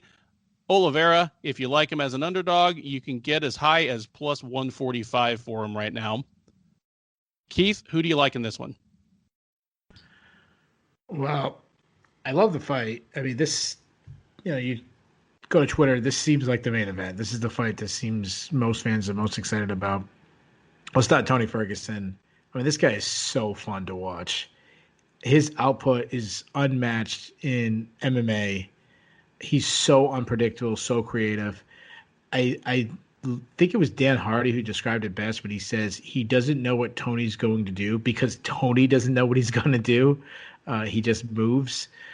Tony's great in 2 ranges. He's great all the way out or all the way in. So let's talk about all the way out first. He just kind of flows. He can fight from both stances. He'll throw punches from weird angles. His jab is great. I mean, he jabbed up Donald Cerrone to oblivion. His straight right is deadly. He has those teep kicks. He's got a lot of leg kicks. And if he's not doing well there or he wants to change up, he can come in all the way inside range, and he just unloads with punches. But a lot of times when he's unloading is with things you're not expecting, like elbows. He throws elbows like some people throw punches. He'll even throw in like a spinning elbow. So he's dangerous in those 2 ranges. His output, as I already said, I got talking about it, it's just incredible. Now, that's all his offense. Now, as good as he is offensively, he has major, major flaws defensively. Drops his hands often, not only does he drop his hands, but he holds his chin up high. He threw that lead uppercut that I talked about, Junior Dos Santos, and he actually dropped Justin Gaethje with it. But as I mentioned, ask Chuck Liddell if that won't get you ruined. He's also open to leg kicks. Edson Barboza was piecing him up with the leg kicks. Justin Gaethje was throwing the leg kicks when he did. He had great success. He leans back when he strikes a lot, so he loses a lot of power when he strikes. And he's been hurt so many times in so many fights, but he recovers incredibly well. He kind of gets dropped and then kind of just spins out of it. I don't remember who said this, but someone said like when he gets dropped, he like turns into Sonic the Hedgehog. He just like spins and just kind of like goes with it. And he can take a beating. I mean, even though Justin Gaethje battered him for their fight, he kept going, and he actually like wasn't even dropped when the fight was finished. And when you can't put him out, he has this weird ability to like sense that and then just turn up the pressure and kind of get you to doubt and either panic and he finishes you in a bad position or just kind of fold. He was down 2-0 against Kevin Lee, and heading into the round, he just started pointing at the ground and was like, "This is my round. This is when I beat you." And then like he did. As far as a wrestling game, he definitely doesn't use his wrestling enough. But what he does, because he's an NCAA All-American and all this. He talks about his accomplishment all the time. He doesn't really use his wrestling, but he's a funk style wrestler, so he doesn't have great entries. But his entries are simply to cause a scramble because that's where he's the best, and that's what you get with funk wrestlers just in general. You get a scramble going, lock in a Darce, lock in an Anaconda, lock in a guillotine, whatever it is. And he's got weak takedown defense. Kevin Lee took him down easily. Kevin Lee even mounted him. But he never panics. He works back to a better position, and he can get submissions off back like he did against Kevin Lee, or he can just slice you up with elbows. Like you take him down, you're probably going to get elbowed to the top of the head. So I talked a lot about Tony Ferguson. I mean, we did the breakdown of Justin Gaethje's the fight, so we expect a lot of that. Charles Oliveira, best 31. So though he seems like a veteran because he's been in the UFC so long, he might just be entering his prime right now. And I think he is understanding that because he seems like he's growing in his confidence. Like he's coming in with like different swag in every fight. And he's also growing in his power on the feet. I mean, he flattened recently Nick Lenz. He flattened Jared Gordon recently. I mean, those guys are obviously a step down from Tony Ferguson, but it's something you want to see. And he's this guy that used to be considered one-dimensional that's probably pretty well-rounded now. He has a Muay Thai style, kind of like what I was talking about, Moicano, where he kind of stands in front of him when he's not moving, but when he's moving, he uses his athleticism to make it unorthodox. Kind of has a reckless style, and he kind of also flows. He's kind of like a watered-down version of Tony Ferguson. And I mean that in a style sense, not in a fighter, because he does a lot of what Ferguson does, where he's kind of just goes with his movement. But he's not as hectic and doesn't do it as often as Tony. That's what I mean by like a watered down version. But he's a great athlete. Solid jab, good timing on his counters. He has the nice check left hook. Will step in elbows when he gets in close range, like Tony does. Defensively, a little bit of flaws, kind of still stands up tall. But he also has good leg kicks. I don't know why I kind of forgot that. But he doesn't check kicks though. He will, instead of checking a kick, he'll try to catch a kick and kind of get a takedown off of that and just kind of like catch it in bull rush. Yeah, if he gets in the clinch, he's good in the clinch. His takedown defense is a little worrisome, but I think that's because what we talked about Damian Jackson a couple weeks ago. Like he can get taken down because he's so confident on the ground. Like he doesn't really fight it off. He's the best submission threat in UFC history. I mean, he's got the most submissions in UFC history. On top, he's got very solid ground and pound, but he can catch submission. If he's off his back, he'll see the sweep you, submission off your back, and he's just so great in scrambles. The one thing that worries me, though, if he's on his back, sometimes he can kind of rest there because he's so comfortable, and then he can kind of get beat up. Kevin Lee was beating him up in their fight while he was laying on his back. And cardio is also an issue. As we've seen him slow it down, and you definitely don't want to have a cardio issue going against Tony Ferguson. So I said all that to get to the position. Tony Ferguson's 36. He's taken a lot of damage, and the floor could suddenly just fall out on a guy like that, like we've seen in Tyron Woodley. I was actually in the interview today for the media day, and it's hard to listen to. He's something's going on with his brain. It is declining. It was, you couldn't even understand what the heck he was talking about. Like people were asking him questions and he'd ramble as long as I'm rambling right now, but have like not even be on topic. Don't even know what the topic is. Like, what the hell is he talking about? And that is really worrisome to me. So it's simply just a gut call, but I just can't take Tony Ferguson. What do I've seen? Like I'm really worried about his mental health. I see some really fun, insane scrambles from this fight. However, Tony Ferguson historically puts himself in bad position, and you can't do that against Charles Ciryl. If you do, he will submit you. So I don't think Tony Ferguson will submit because of how insane he is.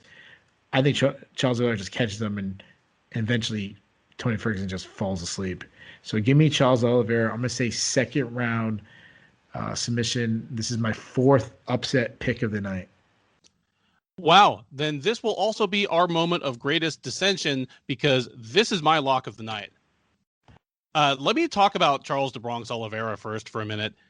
I am incredibly happy that he is on the run he is right now and is really fulfilling the potential that we've seen in him as a mixed martial artist for a decade now. I mean, I remember when he was just a laughingstock, and I'm not saying this in any clinical sense, but just the colloquial sense. He was a head case. I mean, we're talking about a guy who has a no contest through a foul, TKO loss through a phantom injury, who has blown weight badly, but then would just come back literally the next fight and weigh in like 3 pounds too light, like they don't have scales in Brazil or something. And I just assumed, like, as late as his last loss, as late as when Paul Felder like smashed him into the canvas, I was like, this guy's never going to get over the hump. He'll always be fun. He'll eventually be the UFC's all-time leader in submissions, but he'll never be a top 10 contender, like, let alone a guy who's knocking on the door of title contention. Because whether at featherweight or at lightweight, he was in a division where you can't win 2, lose 1, win 3, lose 1, and ever get to a title shot. They're too competitive. He is now doing it. So I'm just incredibly happy for him. And it means that one of the most exciting styles, one of the most exciting fighters in the division, we've gotten to see more and more of them. So it's happy for him. Good for the sport. I mean, this is no longer the 20-year-old who came into the UFC just like this gawky, skinny, just barely out of his teens guy who literally didn't even really have a team at that time. You know, as you pointed out, he's a much more well-rounded mixed martial artist. His striking was a liability for the first half of his UFC career. What does he have? Yeah, he's had 26 fights. His striking was flat out a liability against everyone he fought for the first half of that. And now it's a strength against a lot of them, even good fighters. Having said that, there are several fights in this card where you've said and I've said that we don't feel the lines should be where they are. They should be closer than they are. This is one where I feel the line should be wider. I may be proven wrong on Saturday night, but I can't read too much into Ferguson's loss to Justin Gaethje. There's a very short list of people who can do that to Tony Ferguson. It's not a route to victory that Charles Oliveira can follow. I mean, just destroying Tony Ferguson just through a war of attrition and taking his best offense for 4.5 rounds while managing to lay more on him. That's never going to be Charles de Bronx Oliveira's route to victory against anyone. I think this is going to be ugly, and I think it's going to be ugly in Ferguson's favor. Even though Ferguson's 36, he still feels deceptively fast on the feet just because his movement is so weird. And Oliveira's a good athlete, but, you know, being a blinding, fast twitch athlete on the feet has never really been, you know, what he brings, even with his new kind of Muay Thai game. I think Ferguson is going to hit first and hit harder on the feet. I think if it does go to the ground, it's going to go to the ground on Ferguson's terms. I don't know if he'll go for takedowns flat out. It's kind of funny that he made that offhanded threat to ankle pick somebody at a press conference, because we're talking about a guy who criminally underuses his wrestling, and in particular, I don't think I've ever seen him try to ankle pick anybody. And I've seen how Tony Ferguson responds to getting hit and taking damage and the momentum going against him. Except when it's been Justin Gaethje, he's responded by just turning into a wood chipper. I don't think Oliveira is going to be able to take that, because I've also seen what Oliveira looks like when he gets in trouble, and it's not the same. Even now that he's kind of moved out of his one-dimensional glass cannon head case phase and into a serious contendership.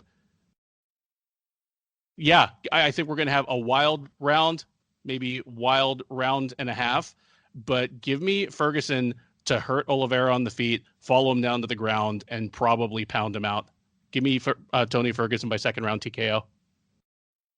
And this is my lock of the night. So around this time on Sunday, one of us will be smoking a cigar and kind of grinning at the other through our screens here, because one of us is going to be very wrong. Yeah, well, I didn't put it in my lock, so yeah, no, I definitely understand why Ferguson's the favorite, and like I'm not confident in Charles Oliveira. I mean, I'm not confident picking against Tony Ferguson, but I think I picked against Tony Ferguson the last 3 fights. I picked Thomas Cerrone over him, that was a bad call. But I did pick Gaethje over him, so that was a good call. And with that, we come to the main event of UFC 256, Figueredo versus Moreno, an intriguing and possibly historic main event, as flyweight champ Deiveson Figueredo will defend his belt against Brandon Moreno. Both men, of course, just fought 3 weeks ago at UFC 255. If Figueredo wins, he will smash the UFC record for the shortest time between successful title defenses. The current record is 8 weeks, 56 days, that is currently held by 2 champions. Keith, do you know who they are? Oh, no way. 8 weeks? Yep, exactly 8 weeks. And there's 2 champs that have done it. So there's a tie, and he will cut that record from 8 weeks to 3 if he does it on Saturday. Which is absolute insanity. And it's not one of these like tournament champions. It's like an actual. No, these are for real belt holders. Okay. So the thing that jumps out to me, you said 8 weeks, which is 2 months. Mm-hmm. And I know Andrei Arlovski defended his title at UFC 53 and 55. However, I think the pay-per-view was a little more spaced out. They weren't month to month back then. So I'm not going to go with him. But that's the one that jumped out to me first. Man. I'm trying to think of someone who just was like, who's an active guy who was like always active. Man, I'm struggling. John Jones? John Jones is not either of them. Okay. I figured throw my odds out there, go with the guy who defended the title many times. It's John Jones and Demetrius Johnson. No, I have no idea. Okay, one of them, Matt Hughes, defended his belt against BJ Penn at UFC 63, and then George St. Pierre 56 days later at UFC 65. The other, but he lost that one. He lost the one to BJ, right? So George St. Pierre, he lost it. Was 65 the one where he got high kicked? That's right. Then the sole record holder is Ronda Rousey, because it was 56 days between the Tate and McMahon fights. Okay, yeah, that makes sense. She was busy. Yeah, she was a busy one. Yep. So yeah, it was Ronda Rousey beat Miesha Tate at UFC 168, Sarah McMahon at UFC 170, 56 days in between them. Are we allowed to talk about Ronda Rousey at MMA? Is that allowed? It's funny, like just the backlash, I think, has undermined like how great she was for a minute. Oh, absolutely. I still think she'd be competitive today. Not a champion, but be competitive. Yeah, So she has some obvious disadvantages on the feet. How many people have been able to take advantage of it? And especially in a very weak division. That's still weak. That's still very weak. All right. I'll go ahead and dig into this one first, actually. Figueredo, and actually, let me get the particulars out of the way first. Figueredo, the 32-year-old Brazilian, who will actually turn 33 in about a week and a half, is 20-1 as a professional mixed martial artist. He is 9-1 in the UFC. His only loss came to Jussier Formiga last March via unanimous decision. Since then, he's bounced back with 5 straight wins, including Alexandre Pantoja, Tim Elliott, Joseph Benavidez in the non-title fight because he missed weight, Benavidez again in the yes title fight, and then most recently 3 weeks ago, Alex Perez at UFC 255. Moreno, the 27-year-old Mexican, is 18-5-1 as a professional. He is 7-2-1 in the UFC. Had a couple early losses to Pantoja and to Sergio Pettis. Had a draw with Askar Askarov. But since that draw, he's come back with 3 straight wins over Kai Kara-France, Jussier Formiga, and Brandon Royval at the same UFC 255 card. Figueredo is a healthy favorite right now, sitting around minus 300. Moreno, you can get around plus 250, plus 255. And as I said, I'll go first on this one. This is one where I think the odds are right on. I look at Figueredo, and for one, even speaking as one of the few people to call his loss to Formiga correctly, Formiga beating him did not lay a blueprint for vulnerabilities that anyone else can exploit. Like, if your game plan for beating Figueredo starts with be one of the 3 greatest back control specialists in MMA history, not many people can follow that. Like, it's not as though Formiga even had him in a lot of trouble on the ground. He just couldn't get him off. It was like 3 rounds of having a harmless backpack on. That's not Brandon Moreno's game. That's not almost anybody's game. My one concern would be that Figueredo, a guy who has missed weight in recent history, and, you know, admittedly, he hates the weight cut. He doesn't know if he's going to be at flyweight forever. He cuts so much water weight that he walks into the cage looking like most fighters do walking onto the scale. You know, the concern might be the gas tank on the short turnaround, even though Moreno has the exact same turnaround. The problem is, as I've kind of dug into Figueredo's UFC fights this week, he's done basically he's gone in the reverse of what Jose Aldo has done. Figueredo and Aldo both fight like a guy who cuts a lot of weight and knows he needs to manage his gas tank. The way Aldo did it early in his career was just to say, you know what? I'm explosive. I'm strong. I hit like a truck. I'm just going to get this finished quick before it becomes an issue. And then later in his career, you know, and kind of like the later part of his UFC championship run, he became more deliberate. I'm going to wait, and then explode. And that's how I'm going to win rounds, and that's how I'm going to finish fights. Figueredo has been the opposite. He started out being a very deliberate fighter who would, you know, wait, he'd be patient, he'd be measured, and then he would explode with his offense at what he felt was the opportune times.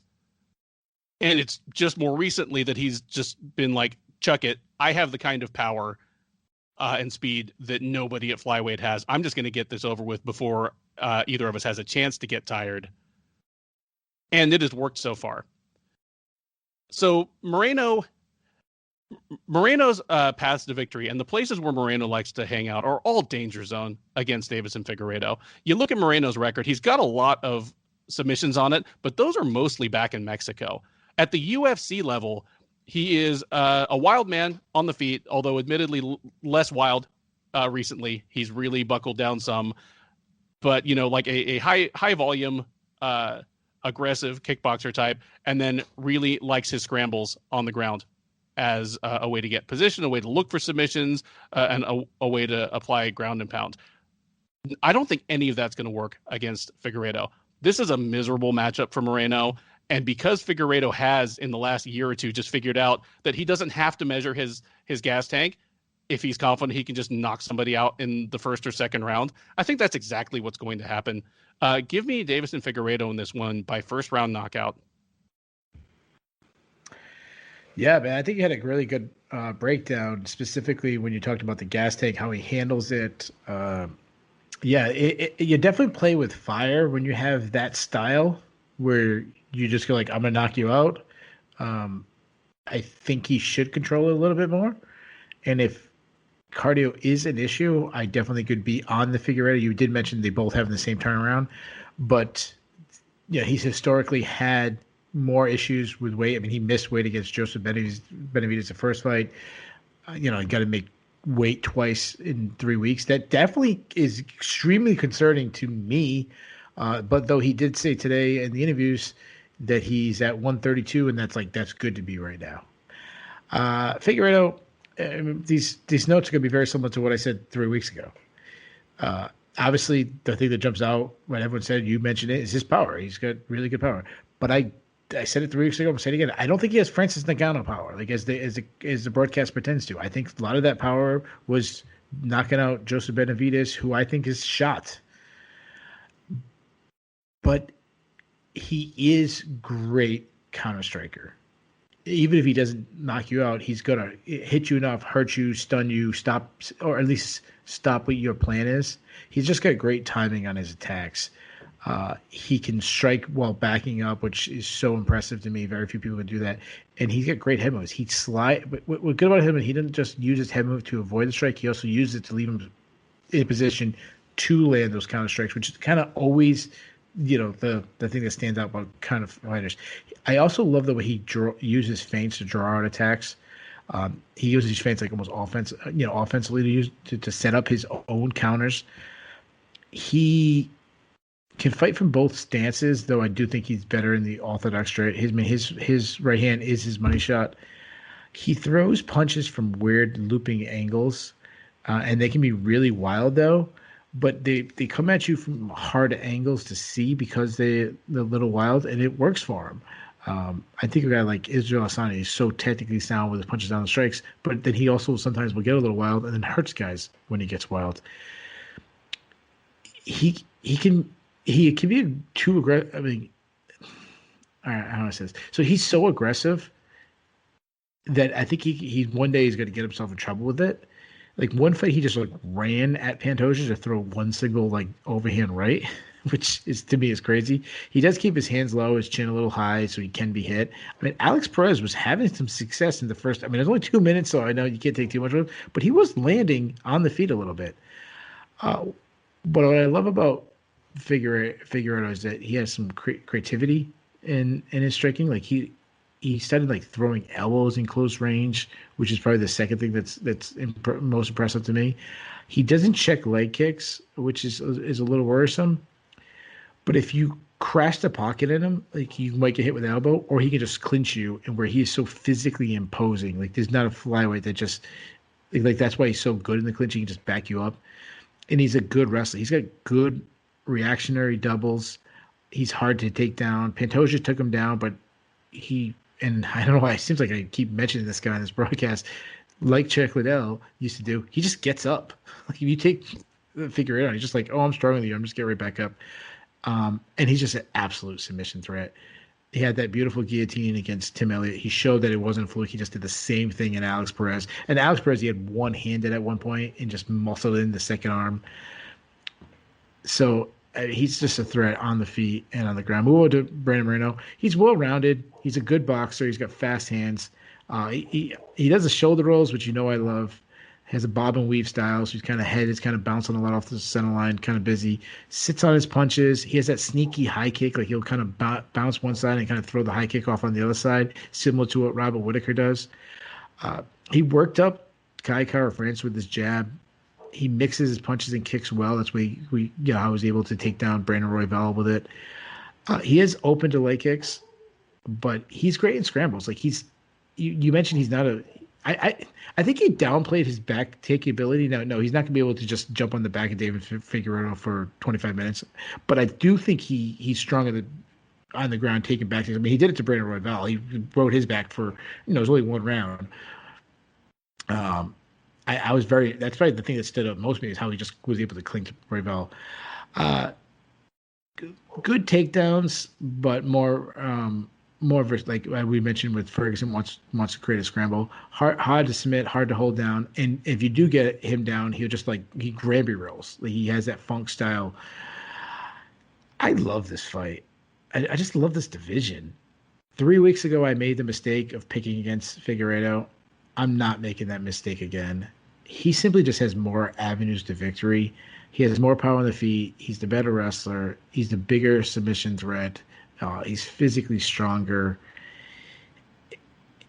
Moreno's going to have to be perfect.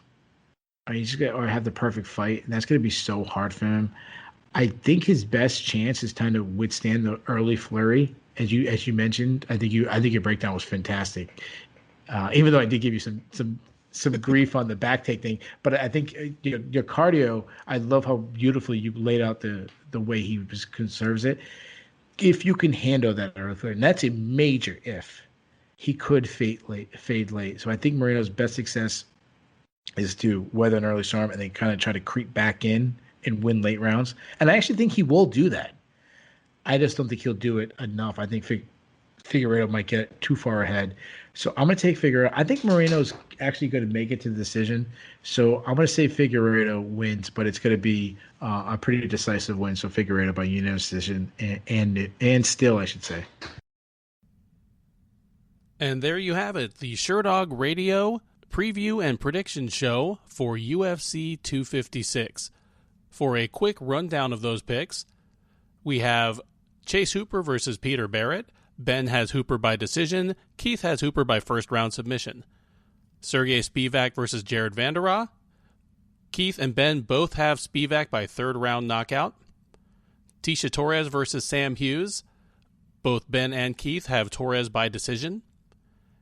Gavin Tucker versus Billy Quarantillo. Keith has Tucker by third-round TKO. Ben Tucker by decision. Mackenzie Dern versus Virna Jandiroba. Ben has Dern by decision. Keith has Jandiroba by decision. Cub Swanson versus Daniel Pineda. Keith has Pineda by decision. Ben has Pineda by second-round submission. Moving over to the main card, Junior Dos Santos versus Ciryl Gane. Keith has Gane by round 3 knockout. Ben has Gane by first-round knockout. Jacare Souza versus Kevin Holland. Ben has Holland by decision. Keith has Jacare by second-round submission. Renato Moicano versus Rafael Fiziev. Keith has Fiziev by first-round knockout as his lock of the night. Ben has Fiziev by decision. In the co-main event, Tony Ferguson versus Charles de Bronx Oliveira. Keith has Oliveira by third-round submission. Ben has Ferguson by second-round knockout, and that is Ben's lock of the night. And in the main event, both of us have Deiveson Figueredo to retain his belt against Brandon Moreno. Ben has Figueredo by first-round knockout. Keith has Figueredo by decision. Thank you for listening. Enjoy the fights, and make sure to check out the After the Bell recap show right here on Sherdog Radio.